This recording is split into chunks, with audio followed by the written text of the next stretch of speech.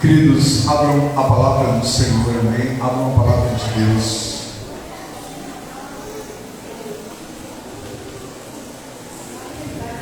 No livro de Efésios,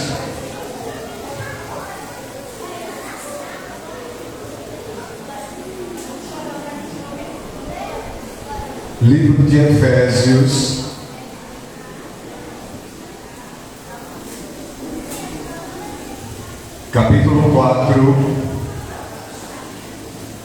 versículo 13 até o 15.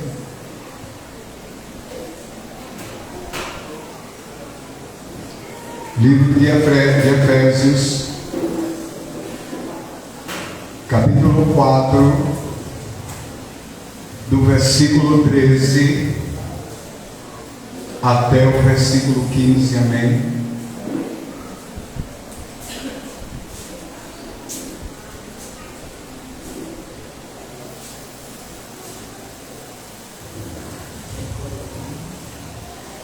Quem foi? Sua mãe foi? Ela está bem?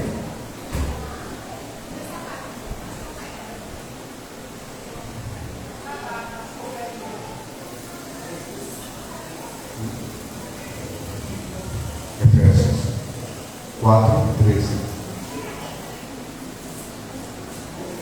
É os anjos cuidando sempre.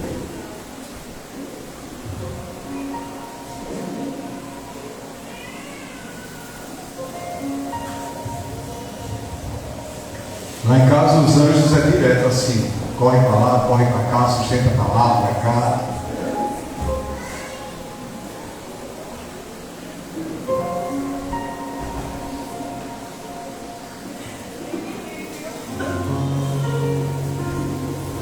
Virou o pé, foi? Oi?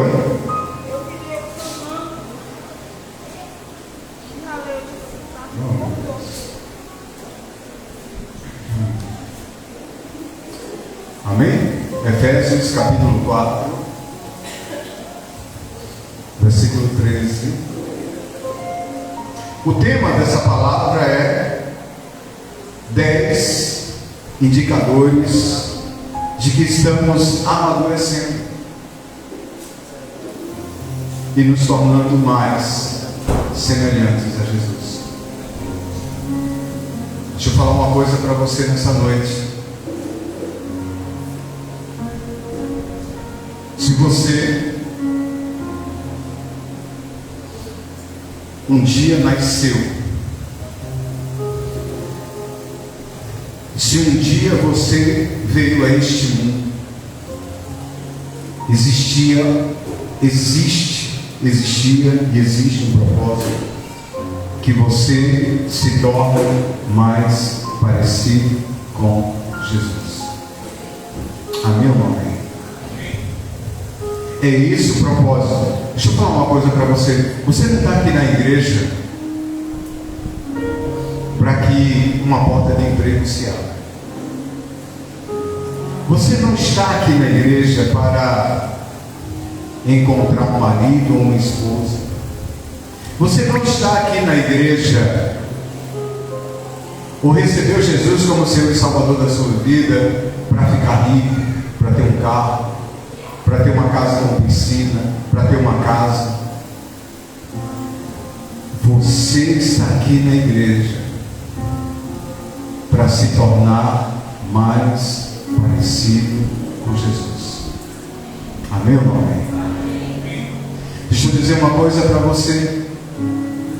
No dia que nós morrermos e chegarmos na presença do Criador, Ele vai precisar olhar para você e ver Jesus. Se Ele olhar para você e ver você mesmo, você não vai entrar no céu. Se Ele olhar para você e ver um homem carnal, uma mulher carnal, um homem longe do Senhor, uma mulher longe do Senhor, você não vai herdar o paraíso. Você está entendendo? Todo o propósito da tua vida é se tornar semelhante a Jesus. Amém ou não amém? Amém. Em Efésios, capítulo 4, verso 13, a palavra diz assim: até que todos cheguemos à unidade da fé. O que é a unidade da fé? É se crer na mesma coisa. Por exemplo, as igrejas, elas não vivem a unidade da fé. A Assembleia de Deus não crê do mesmo jeito que nós cremos. Por exemplo, a Assembleia de Deus chega até a não crer no nosso batismo. Se você estiver na Assembleia de Deus, você não pode tomar da Santa Ceia da Assembleia de Deus. A pastora Suênia estava na consagração do sobrinho dela dentro da Assembleia de Deus, foi tomar a Santa Ceia, no final quero reclamar com ela. Mas não há um só Deus, uma só fé, um só Espírito, um só batismo. Mas a grande verdade é que não há a unidade de fé. Cada um crê do seu jeito. É por isso que existe essa divisão dentro da igreja evangélica. Mas a divisão vai ser destruída, viu, irmãos? Amém ou não amém?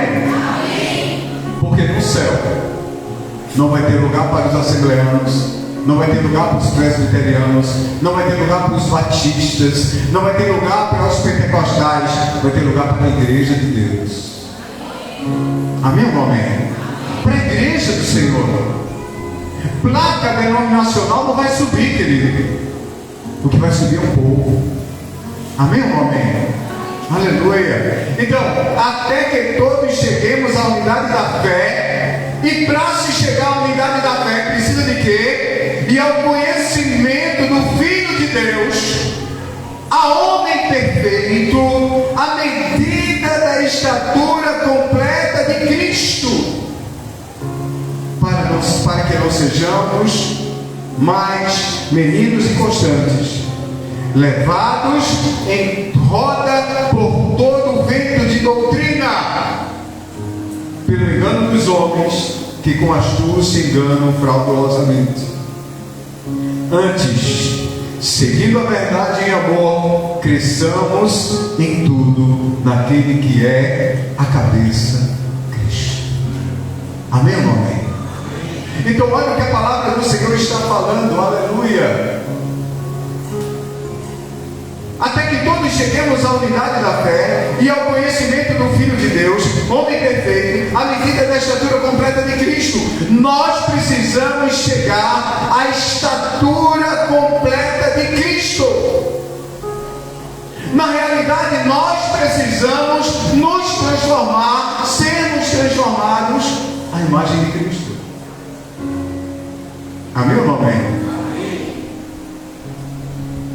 Coloca a mão direita sobre a palavra do Senhor. Repete comigo essa oração. Diga Deus, diga Pai, Papai, Paizinho, Abba, fala comigo. Prepara o meu coração. Diga Espírito Santo, me dá a revelação dessa palavra, entendimento dessa palavra. Diga eu quero crescer, eu quero amadurecer, eu quero deixar de ser menino, eu quero deixar de ser criança. Eu quero deixar de ser levado por ventos de doutrinas. E eu quero me tornar semelhante a Jesus. Amém. Amém, queridos? Amém. Aleluia. Então olha só. Tudo nasce para crescer. Amém ou amém? Nós temos aqui uma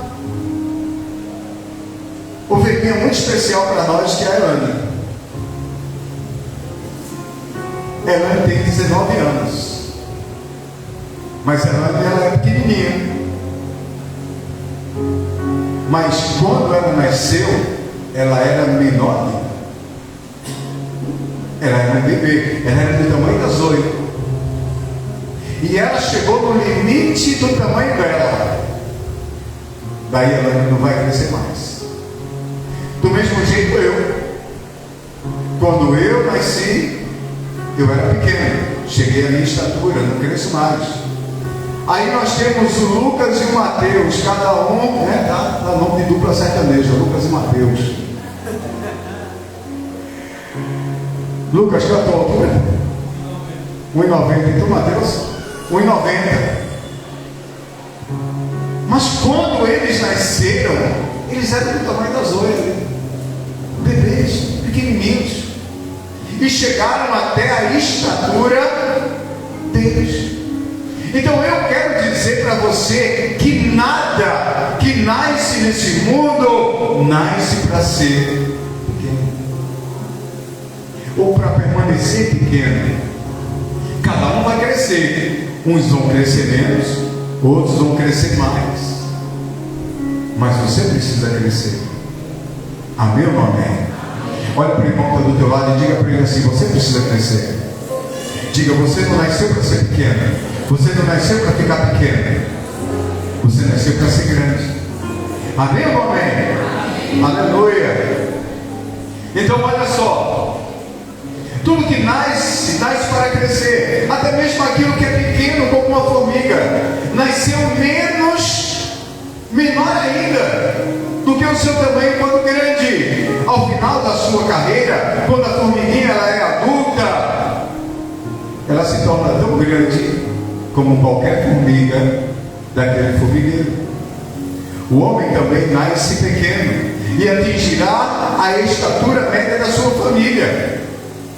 Se a família do Lucas é família de homens altos, de mulheres altas, ele vai ser alto. Se a família do Júnior é uma família de homens pequenininhos, baixinhos, ele vai ficar pequeno. Mas ele vai chegar até o máximo da altura dele. Amém ou não amém? Amém. Aleluia. Então, até a estatura média da sua família. Sabemos se alguém será grande ou pequeno se conhecemos a sua família, a sua herança genética. Se seu pai e sua mãe forem altos, provavelmente ele será alto, mas o contrário também não é diferente. Se os seus pais forem baixinhos, pequenininhos, possivelmente ele também será pequeno. Como cristão não é diferente. A maioria de nós, ou todos nós, nascemos para sermos tão grandes quanto o Filho de Deus. Amém ou não amém? Você nasceu para ter a estatura de Cristo. Amém ou não amém? Você nasceu para ter o tamanho de Jesus, do Jesus humano, do Jesus homem. É isso que Paulo está falando aqui no livro de Efésios: até que todos cheguemos à unidade da fé e ao conhecimento do Filho de Deus, a homem perfeito, à medida da estatura completa de Cristo. A gente precisa amadurecer nesse nível, e a gente amadurece pelo conhecimento de Cristo. Sabe, irmãos, nós deveríamos, a igreja do Senhor deveria ser capaz de fazer as obras maiores do que a de Jesus. Sabia disso? Deus nos chamou para fazermos obras maiores do que Ele fez. Abra a palavra do Senhor no livro de João, capítulo 14. João 14, verso 12. Olha o que diz a palavra: digo-lhes a verdade, aquele que crê em mim fará também as obras que tenho realizado.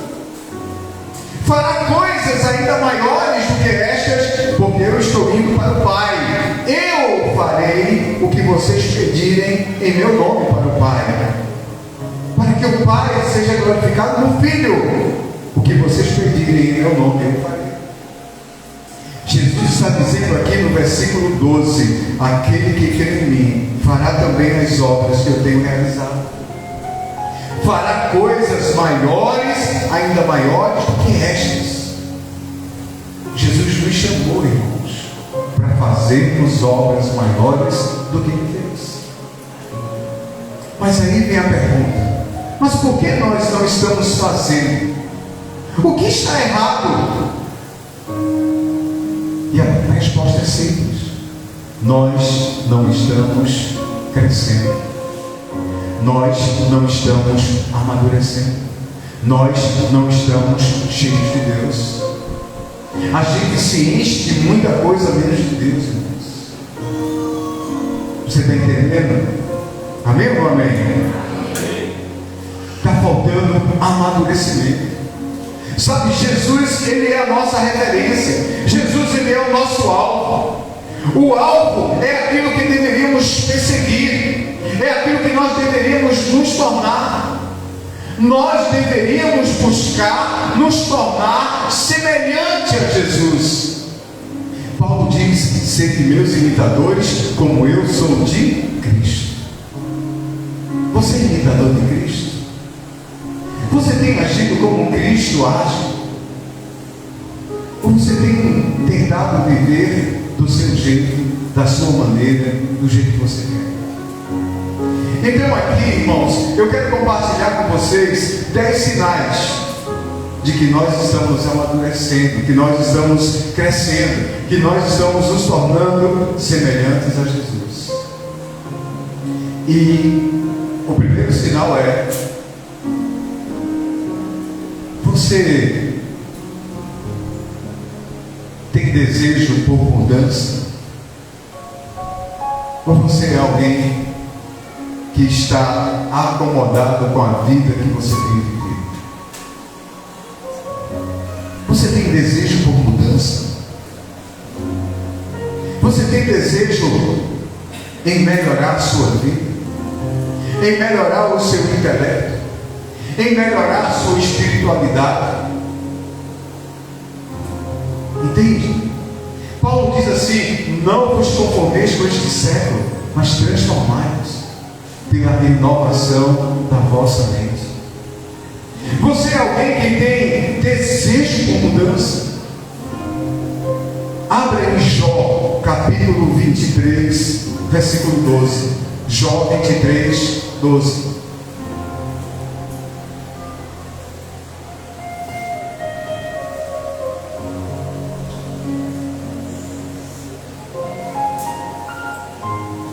Jó 23, 12.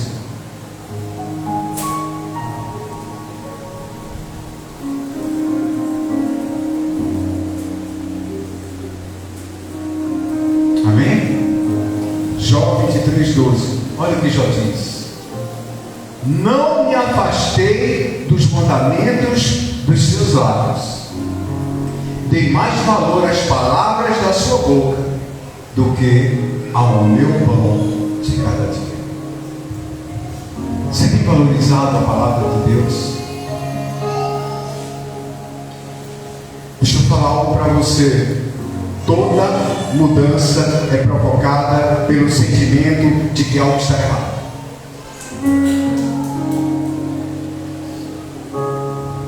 Só deseja a mudança quem tem a revelação de que algo na sua vida está errado. E no seminário teológico ministrado aqui na igreja, os irmãos estão aprendendo a homilética.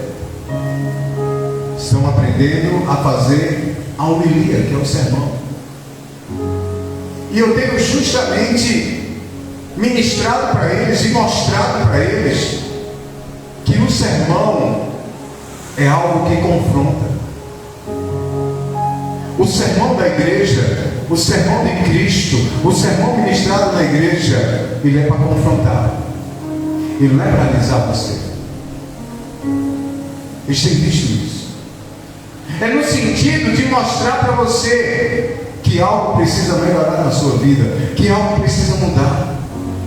Todos nós, irmãos, temos alguma área da nossa vida que precisa de mudança.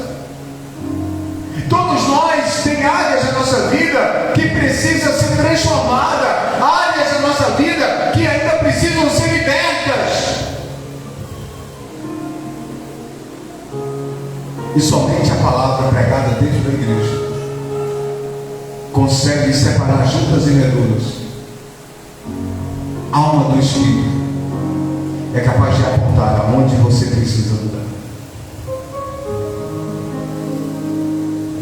Toda mudança é provocada pelo sentimento de que algo está errado ou fora do lugar, de que algo não está bom o suficiente. E a palavra de Deus é ela que nos confronta. Quando conhecemos Deus através de sua palavra, nossa vida muda. À medida que Deus está nela, na nossa vida, à medida que eu me alimento dele, na medida que eu vou me enchendo desta palavra, a ponto de começar a observar que algo precisa mudar na minha vida. Então, esta palavra vai impactar a minha vida e vai impactar a vida de quem está do meu lado. Amém ou amém? Então, a primeira coisa que eu preciso ter como sinal de que estou amadurecendo é o desejo por mudança, o desejo de melhorar na minha vida. Amém ou amém? Diga para o irmão que está do teu lado, diga: você precisa desejar melhorar. Diga: você precisa deixar a acomodação. Segunda coisa, segundo sinal que aponta para que eu estou amadurecendo, é quando eu abomino o pecado, quando eu não suporto o pecado, quando eu não tolero o pecado. Tiago, capítulo 4, versículo 4, diz assim: adúlteros e adúlteras, não sabeis vós que a amizade do mundo é inimizade contra Deus? Portanto, qualquer que quiser ser amigo do mundo, constitui-se inimigo de Deus. Mas aí você tem prazer em assistir o Big Brother.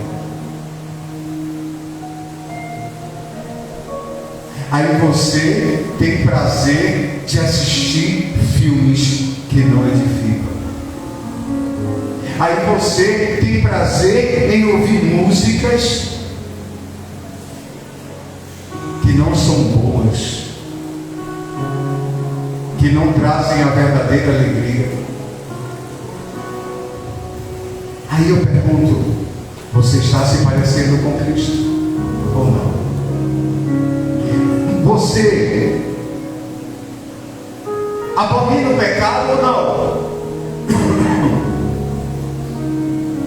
Quanto mais nos tornamos semelhantes a Cristo, e esse é o plano de Deus para cada crente, mais nos encontraremos nos afastando do mundo, mais teremos repulsa às atividades e coisas mundanas que costumávamos praticar e fascinar. Em Efésios capítulo 5, verso 11, a palavra do Senhor diz assim: não participem das obras infrutíferas das trevas. Pega o dedinho profético, aponta para o irmão que está do teu lado, bota o dedinho assim para o irmão, fala assim: meu irmão, se prepara, Deus quer falar contigo. Diga para ele assim: meu irmão, o Senhor está dizendo para você não participar das obras infrutíferas das trevas. Sabe, os frutos das trevas são destruição. Não há frutos. Entende? Em outra ocasião, Filipenses 3,19, Paulo diz assim: cujo fim é a destruição, cujo Deus é o seu ventre, e cuja glória está na sua vergonha. Esse é aqueles que estão no mundo, irmãos. Esse é aqueles que vivem a vida do mundo. Sabe, a gente não pode se sentar na mesa de Deus e na mesa dos demônios. Diga isso para o irmão que está do teu lado. Diga para ele. Bota o dedinho profeta na direção dele e diz assim: você tem que escolher. Ou você senta na mesa de Deus, ou você senta na mesa dos demônios. Aí você vai dizer: não, pastor, isso não está na Bíblia não. Eu digo: tá. Abre aí 1 Coríntios 10, 21. 1 Coríntios 10, 21. Vocês não podem beber do cálice do Senhor. Foi a Santa Ceia, vocês participaram agora. O cálice do Senhor. Vocês não podem beber do cálice do Senhor e do cálice de demônios. Não dá. Olha o que ele continua dizendo: não podem participar da mesa do Senhor e da mesa dos demônios. Não dá. Amém ou não amém? Ou você é de Deus ou não é? Ou você serve a Deus ou não serve? Então, essa abominação pelo pecado é o segundo sinal. O primeiro sinal, desejo por mudança. O segundo sinal, abominação pelo pecado. O terceiro sinal, amor pelas pessoas. Amém ou não amém? Abre em João 13:34. Um novo mandamento lhes dou: amem-se uns aos outros, como eu vos amei. Vocês devem amar-se uns aos outros. Com isso todos saberão que vocês são meus discípulos, se vocês se amarem uns aos outros. Amém ou não amém? Quanto mais perto estivermos de Jesus, mais amaremos o próximo, mais amaremos as pessoas. Sabe, esposa, quanto mais perto de Cristo você estiver, mais você vai amar o seu marido, mesmo que ele seja um traste. Quanto mais perto de Jesus, mais você, maridão, vai amar sua esposa, mesmo que ela seja um traste. Quanto mais perto de Jesus, mais você vai amar seu filho, mesmo que seja um traste. Quanto mais perto de Jesus, mais você vai amar seu pai ou sua mãe, mesmo ele sendo um traste. Quanto mais perto de Jesus você estiver, mais você vai amar sua sogra. Sogra é complicado. Olha, sogra rima com cobra, é bronca. Brincadeira, irmãos.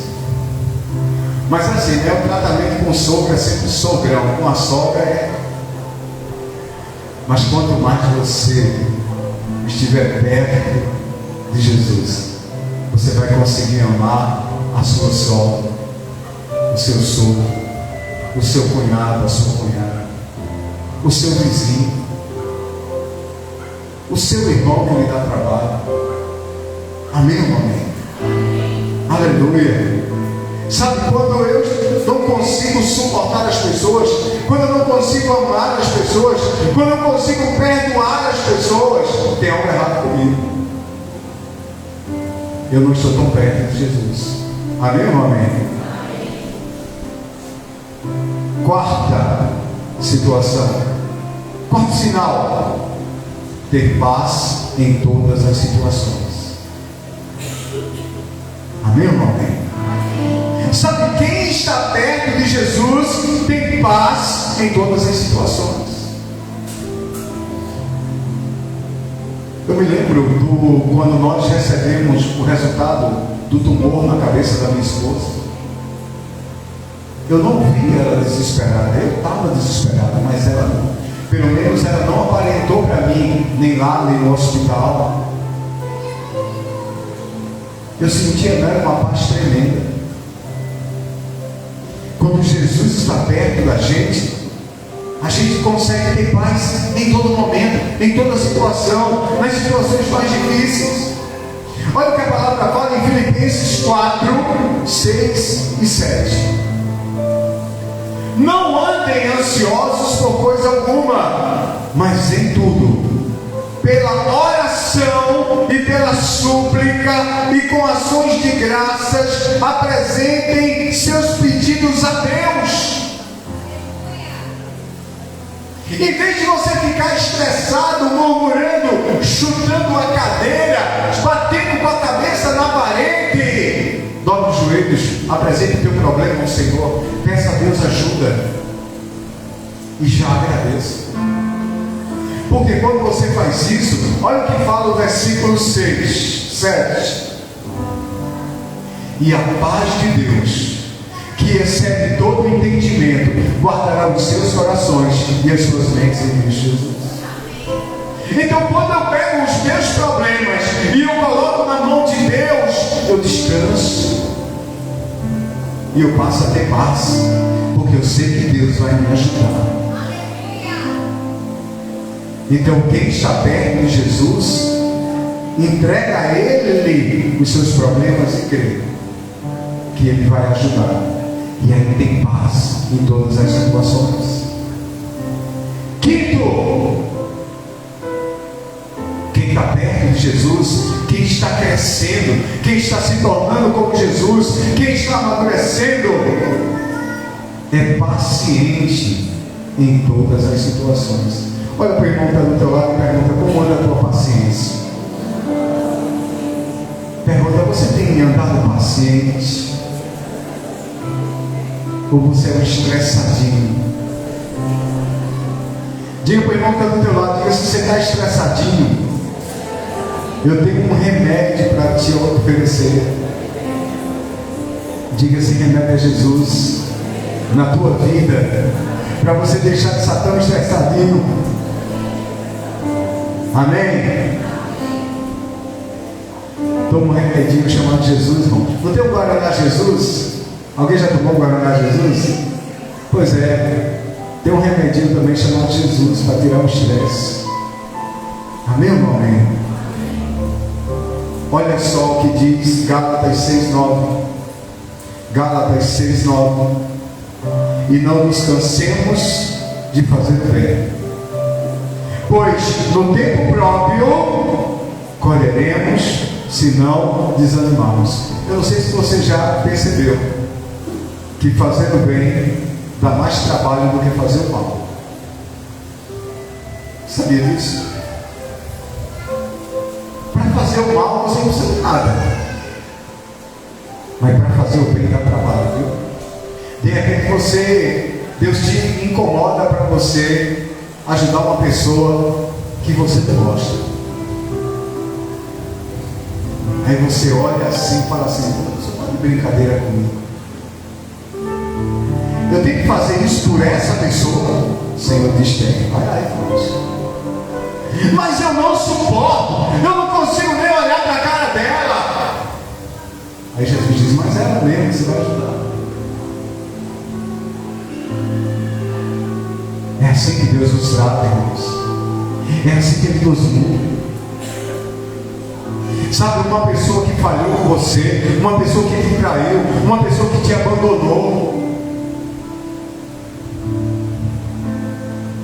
Eu assisti um filme, inclusive assim eu já sugeri isso aqui uma vez na igreja, e eu gostaria de sugerir de novo, né? Para assim, é um filme romântico para você assistir com o seu marido, ou com o seu futuro marido, esposa. O nome do filme é Diário de uma Louca. Filme romântico. Assista com o seu marido. Eu vou dar um spoiler aqui rapidinho. A esposa, ela ajuda o marido a se tornar um homem muito influente e poderoso. Esse homem se torna um juiz de direito. E aí, quando ele se torna um juiz de direito, ele simplesmente toma tudo que eles tinham, bota a mulher para fora da casa dela, que ela construiu, e coloca lá dentro da casa uma novinha. E a cena que aquele homem tira aquela mulher de casa é horrorosa, porque ele sai arrastando ela pelos cabelos e bota ela na rua como se ela fosse um lixo. Passa um tempo, aquele homem tem um AVC e fica paralisado do pescoço para baixo, e ele não tem ninguém.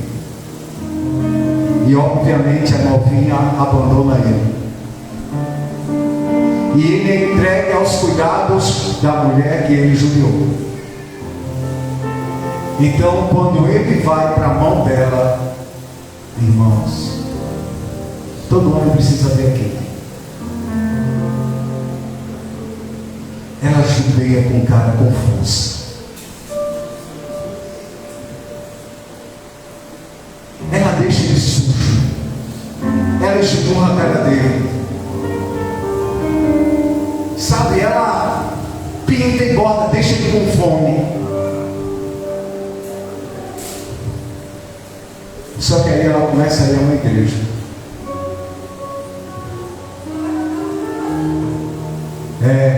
Mas eu preciso contar, mas assiste com o maridão, é de Deus, irmãos. Assiste com ele, vai dar um arrepio nele. Eu contando aqui. Não é um filme, você precisa ver o filme. O cara vai pensar 2 vezes e faz besteira. Aí ela vai para a igreja. E na igreja, irmãos, ela se converte.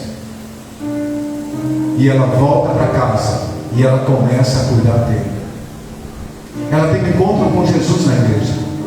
E ela volta e ela começa a cuidar dele. E ela começa a tratar dele com amor. E ela começa a alimentar ele. Ela começa a cuidar. Ela faz aquele homem voltar a mudar. E aí você precisa ver o final do filme. Porque nesse meio tempo vai aparecer um bonitão também, irmãos. Então você precisa assistir o filme para saber como é que termina.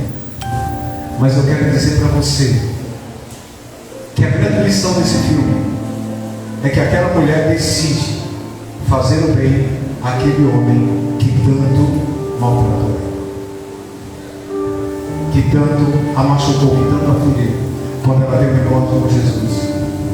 Então eu quero dizer para você nessa noite: não cesse de fazer o bem, mesmo a pessoas que te fizeram mal. Seja paciente nas situações. Fazer o bem cansa, esperar cansa. Mas aquele que vai se tornando como Jesus, aquele que vai amadurecendo na fé, não se cansa. Amém. Sabe esperar. Deus muda situações. Deus muda pessoas. Mulheres, Deus muda os maridos. Maridos, Deus muda as esposas. Dá trabalho. Eu não sei onde eu estava pregando, o que eu estava falando. Que você, foi na célula, eu estava falando na célula sexta-feira, a célula de adoradores. E eu estava dizendo o seguinte: para aquela que vai casar, para quem já casou não tem jeito, mas para aquela que vai casar, preste atenção se você não está enganado. Porque às vezes, esposa, você está pensando que vai casar com o príncipe, aí está casando com um cavalo do príncipe. Às vezes você, homem, pensa que está casando com a princesa, aí está casando com a égua da princesa. E aí é coice a vida toda. E aí, irmãos, preste atenção, para haver milagre vai ser maior. Vai ter que jejuar mais, vai ter que orar mais, vai ter que buscar mais a Deus. Porque vê só, para transformar um príncipe, um cavalo num príncipe, dá mais trabalho. Para transformar uma égua numa princesa, dá mais trabalho. Então, é melhor orar hoje. Você está noivo, você está namorando, ora hoje. Pergunta ao Senhor. Quando a Nath estava para casar com o pastor Lúcio, eu digo: olha direitinho, para ver se é o príncipe ou se é o cavalo, para todo se enganar. E disse a mesma coisa para ele: olha direitinho, viu? Quando eu casei com a minha esposa, ela não falava não, ela menino. Minha esposa não falava, ela gemia. Ninguém escutava, mas como é doce, como é meiga. Oxe, depois que casou, eu vi a fera que é. Então tem que prestar atenção, mas eu casei com a princesa, viu, irmãos? Graças a Deus. Em nome de Jesus. E ela orou antes para eu ser transformado antes, né? Porque eu estava dizendo na célula, inclusive, quando eu apareci na vida da minha esposa, eu não era o cavalo do príncipe, não, eu era o jumento. Eu disse na célula, eu era o jumentinho de Jesus. Aí Deus foi lá e transformou num príncipe, e depois virou rei, e estamos aqui, reinando com ela. Amém ou não amém? Então tenha paciência. Aquele que amadurece na fé, aquele que tem Jesus, que está sendo transformado em Cristo, tem esperança, até onde reina a desesperança. Amém ou não amém? Seu amor pelas pessoas e a sua paciência com elas se tornará cada vez maior, se Jesus estiver na tua vida. Amém ou não amém? Sexto sinal daquele que está crescendo e se tornando semelhante a Jesus: alegria em todo o tempo. Diga para o irmão que está do teu lado, diga: se Jesus está na tua vida, você é alegre. Você consegue ser alegre em todo o tempo. Olha o que diz Salmos 4:7, por favor, irmãos. Salmo 4:7. Enchestes o meu coração de alegria, alegria maior do que a daqueles que têm fartura de trigo e vinho. A alegria que Deus tem para você é uma alegria muito maior do que a daqueles que têm dinheiro. Amém ou não amém? Aquele que está crescendo em Cristo, ele é alegre em todo o tempo. Quem vai amadurecendo e vai ficando mais próximo de Jesus, sorri. Então olha para o irmão que está do teu lado e dá um sorriso. Olha para o irmão que está do teu lado e dá um sorriso. Olha para o irmão que está detrás, dá um sorriso para ele. Olha para o irmão que está na frente e dá um sorriso para ele. Sabe, se você é de Jesus, dá um sorriso para o irmão. Aleluia. Sabe, tem pessoas que acham que Jesus era triste. Eu tinha uma ovelha que chegou para mim e fez assim: pastor, diga, tem uma pergunta para fazer para o senhor. Ele faz. Jesus era triste. Eu digo, por quê? Ele diz, porque a Bíblia diz que Jesus chorou. A Bíblia não diz que Jesus sorriu. Aí eu digo, tá bom, meu irmão, quantos anos Jesus viveu? 33 anos. Beleza. Quantas vezes ele chorou? Ele falou 3. Então o resto ele passou sorrindo, né? Se a Bíblia diz que ele só chorou 3 vezes, então a vida de Jesus foi de alegria. Não foi de alegria aquele momento na cruz, aqueles momentos finais de opressão. Mas quando eu olho para aquela série The Chosen, eu consigo ver Jesus aí, daquele jeito. Sabe, alguém alegre, alguém feliz. Eu nunca consegui me tornar um pastor carrancudo. Eu sou um pastor alegre. Eu sou um pastor que gosta de brincar, gosta de fazer graça, gosta de sorrir, irmãos. Quando é para chorar, eu choro, mas quando é para sorrir, eu também estou dando as minhas gargalhadas. Amém ou não amém? A alegria do Senhor é a nossa força.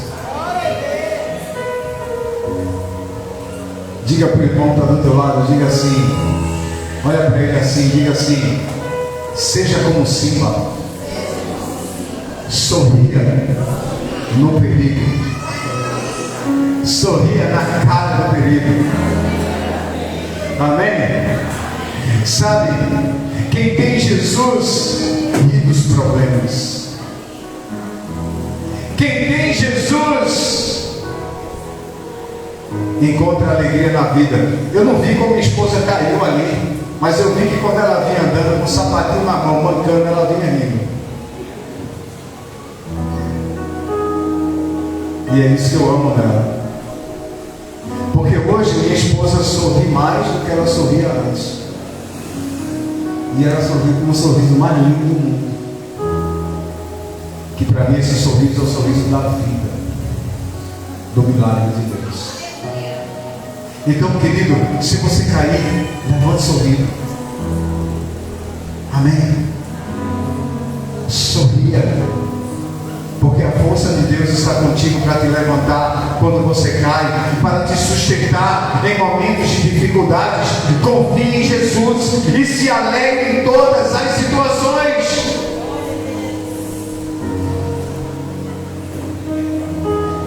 Deixa eu fazer uma pergunta para você, e eu queria que você me respondesse com sinceridade.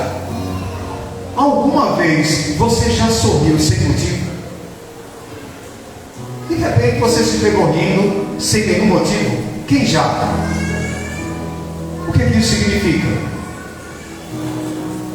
O que é que isso significa? Oi? Não. O que é que isso significa? Hã? Não. O que é que isso significa? Não. Não. Significa que você não precisa de motivo para sorrir. Entendeu? Se você em algum momento da sua vida foi pego sorrindo sem motivo, isso está dizendo, a vida está te dizendo que você não precisa de um bom motivo para sorrir. Amém ou não amém? Então sorria. Sorrir diante das situações, diante dos problemas, diante das dificuldades. Aleluia! Sétimo motivo, sétimo sinal de que você está cheio de Deus: generosidade com todos. Olha o que diz em Provérbios 11:25. Provérbios capítulo 11, verso 25. Olha o que diz: o generoso prosperará. Quem dá alívio aos outros, alívio receberá. Amém ou não amém? Então, quem está amadurecendo se torna como Jesus, generoso. Preste atenção numa revelação que Deus me deu. O dinheiro é uma ferramenta a ser usada para abençoar pessoas pelo amor a Deus. Sabia disso? Se você tiver dinheiro só para você, irmão, como infeliz você vai ser. Feliz é aquele que tem dinheiro para abençoar quem não tem. Amém ou não amém? Sabe que você olhe a Deus e peça a Deus e diga: Senhor, me abençoa, me faz próspero, porque eu quero poder abençoar quem precisa. Amém ou não amém? Aleluia. A marca do crescimento de um cristão, da maturidade de um cristão, é colocar o seu dinheiro a serviço de Deus. Isso agrada tanto a Deus, que Deus multiplica tudo aquilo que Ele investiu no reino dele. Davi entendeu isso. Abra aí em 1 Crônicas 29:14. Olha o que Davi descobriu. 1 Crônicas 29:14. Logo no começo de 1 Crônicas 29, Davi diz que ele deu do seu particular tesouro. E no versículo 14, o Espírito Santo o confronta e Davi diz assim: mas quem sou eu e quem é meu povo, para que pudéssemos contribuir tão generosamente como fizemos. Tudo vem de ti, e nós apenas te damos o que vem das tuas mãos. Você não tem nada. Tudo que você tem vem das mãos de Deus. Deixe de ser egoísta. Aprenda a ser um investidor na obra do Senhor que vai alcançar vidas.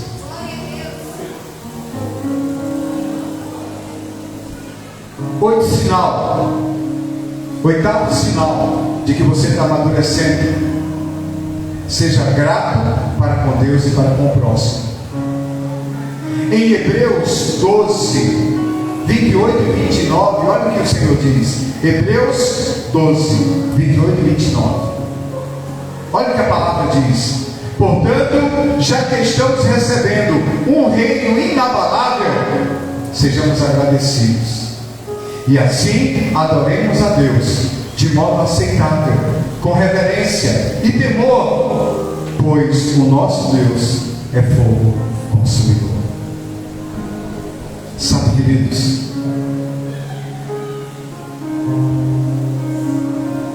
seja grato a Deus, porque Deus está na tua vida.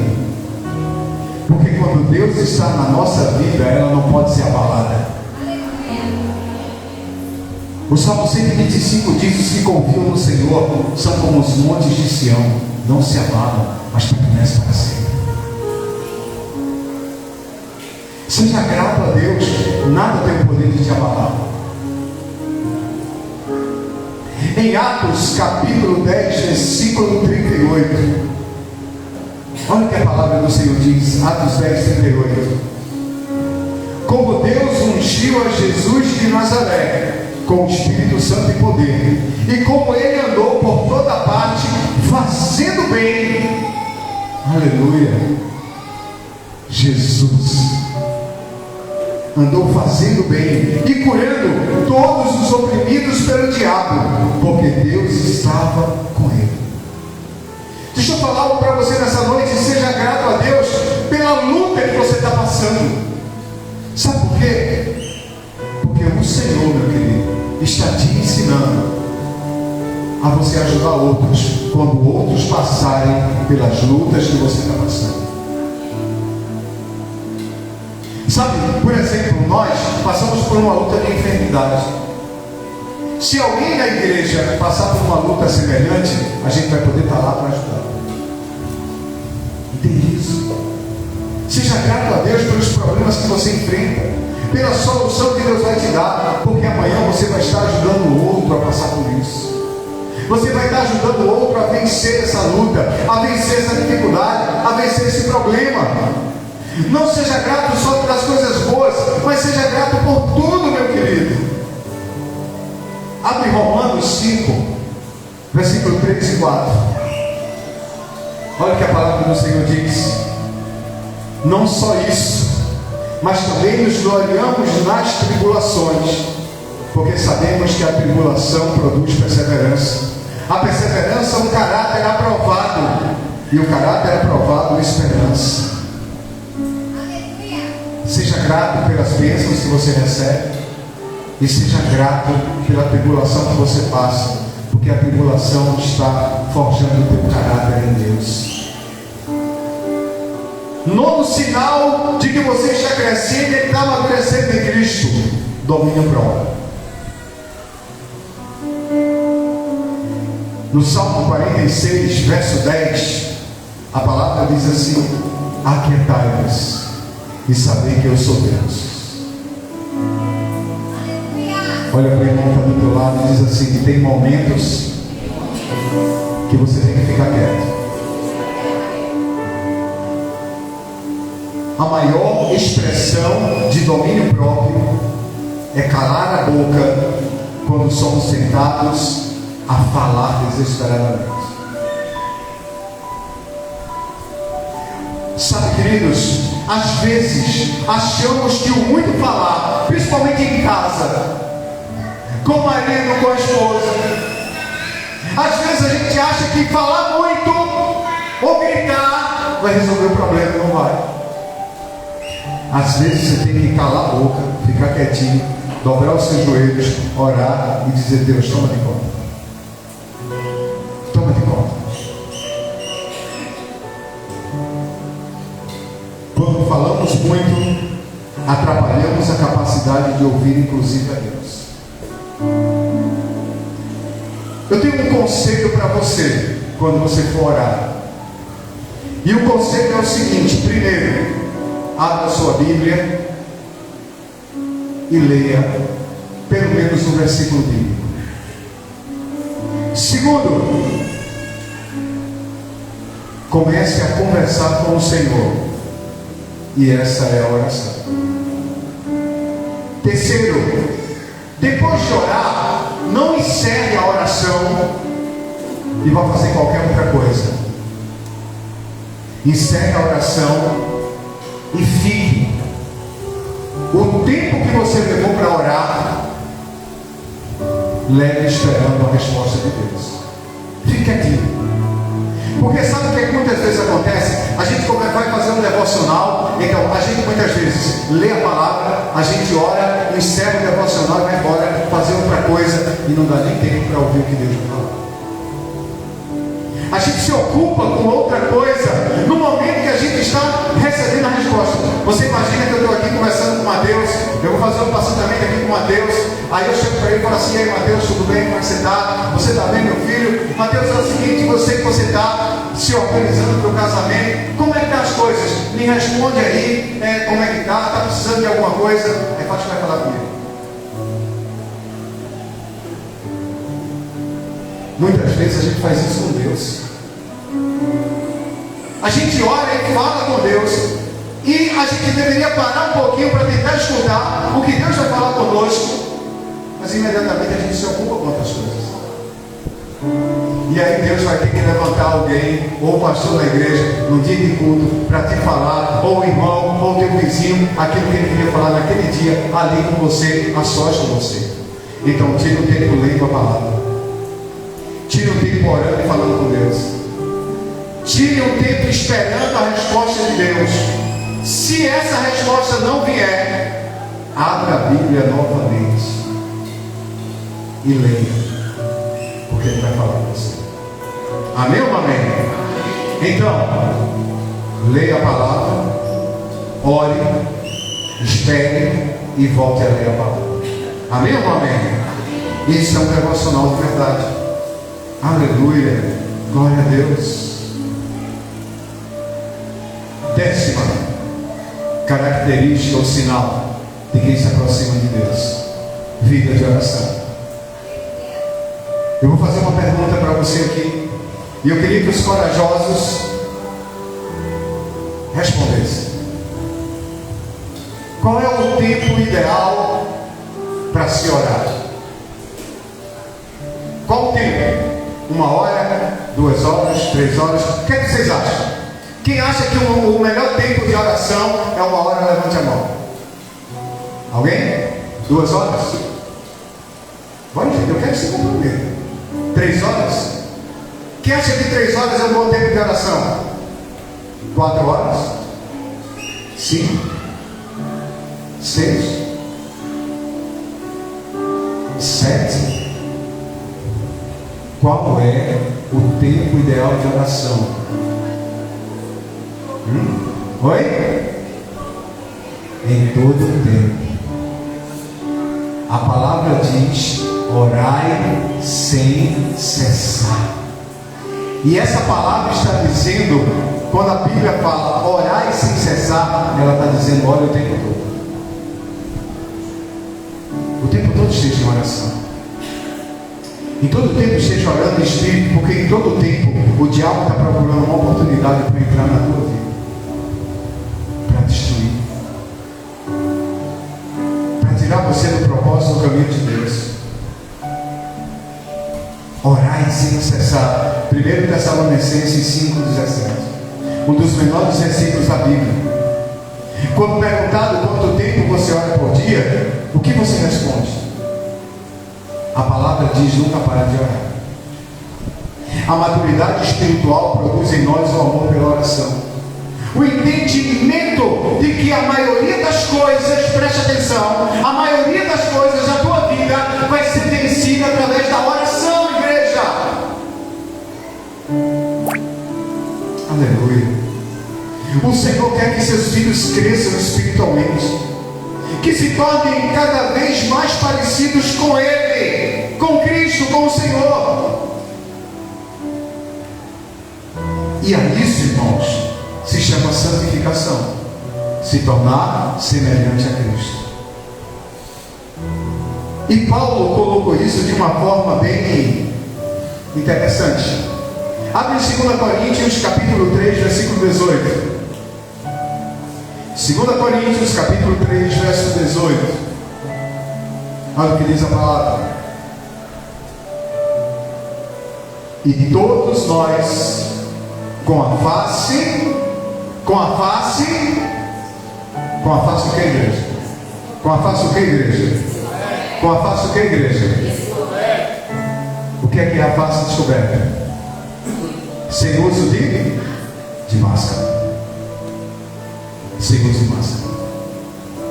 E todos nós, com a face descoberta, contemplamos a glória do Senhor. Ou seja, quem usa máscara não vê a glória de Deus. Quem usa máscara não é transformado por Deus. Segundo a sua imagem, estamos sendo transformados com glória cada vez maior, a qual vem do Senhor, que é o Espírito. Amém ou não amém? Sabe, ser semelhante a Cristo é muito parecido com humildade. Aqueles que têm humildade, ou que são humildes, têm menos consciência de que têm. Mas quem olha de fora, sabe que tem.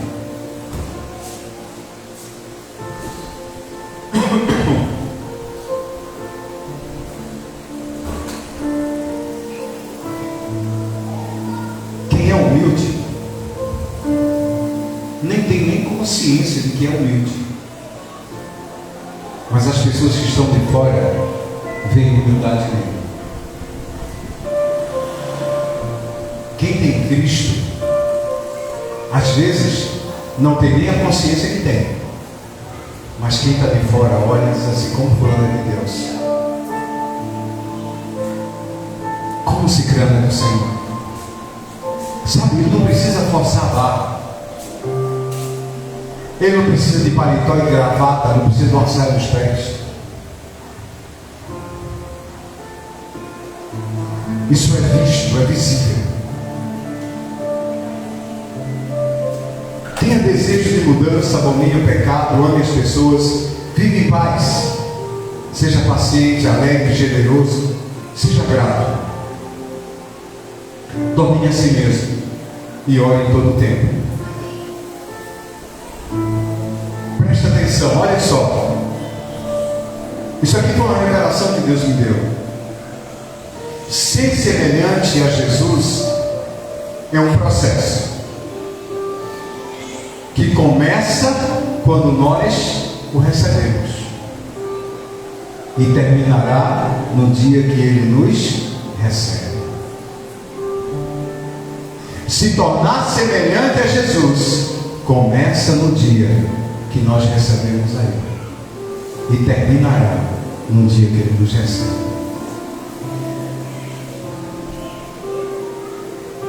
João, em 1 João 3,2, diz assim: amados, agora somos filhos de Deus, e ainda não se manifestou o que haveremos de ser, mas sabemos que quando Ele se manifestar, seremos semelhantes a Ele. Já pensou, né? Você vai ser semelhante a Jesus? Pois o veremos como Ele é. Veremos face a face. O veremos como somos vistos. Paulo diz isso. 1 1 Coríntios 15:51 diz assim: eis que eu lhes digo um mistério, nem todos dormiremos, mas todos seremos transformados. Transformados em quem? Transformados em imagem de Cristo.